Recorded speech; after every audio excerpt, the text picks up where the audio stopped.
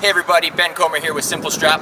Today we're going to have a head-to-head competition. Simple Strap versus Ratchet Strap to see which one's faster. I got lumber and pipes loaded on both the trucks. Come check it out. Ready, set, go.